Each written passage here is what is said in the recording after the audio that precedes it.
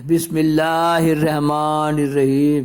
اللہم صلی علی سیدنا و مولانا محمد النبی الامی وآلہ و صحابہ بارک وسلم صلاۃً و سلام۔ محرم پارٹ 48، میرے ساتھ پڑھنا سیکھیے، صفحہ 76۔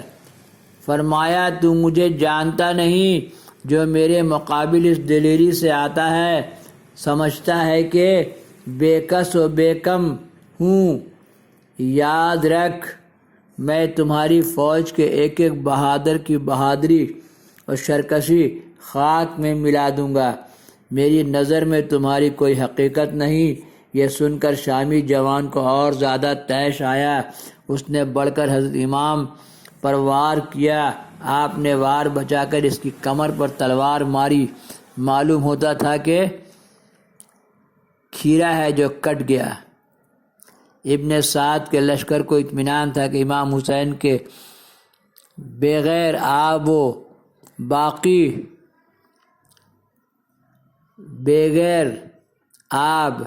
باقی تو رہا ہی کوئی نہیں، کب تک نہ تھکیں گے۔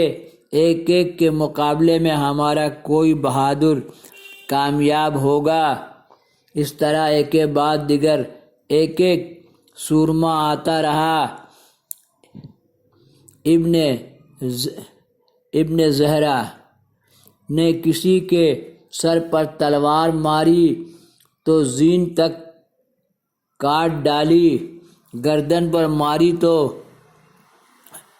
خز ان کے پتوں کی طرح اڑنے لگی، کسی کے حمائل ہاتھ ماری تو قلم تراش دیا، خود کاٹے،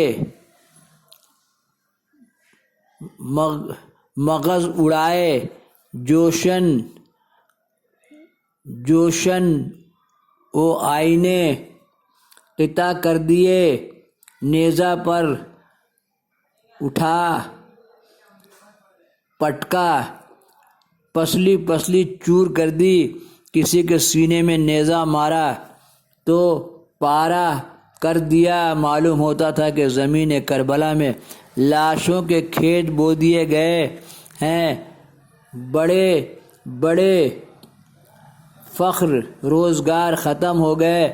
بہادران کوفہ کی لاشوں کے انبار لگا دیے۔ دشمن کے لشکر میں شور برپا ہو گیا کہ جنگ کا یہ انداز رہا تو حیدر کا یہ شیر کوفے کے زن و اطفال کو بیوہ اور یتیم کر دے گا۔ اس کی تیغ خون آشام سے کوئی بچ کر نہ نکل سکے گا۔ موقع مت دو، چاروں طرف سے گھیر کر ایک بارگی حملہ کر دیا۔ ماہ چرخ حقانیت پر جور و زفا کی تاریک گھاٹیاں چھا گئیں۔ ہزاروں کوفی تنہا امام پر اپنی بہادری کے جوہر دکھانے کے لیے دوڑ پڑے اور تلوار سے حملہ کر دیا۔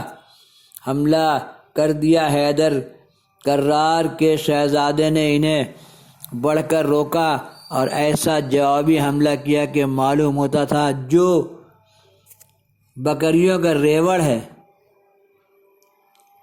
کہ شیر سے جان بچاتا پھر رہا ہے۔ یہاں سے ڈالیں گے پارٹ 49۔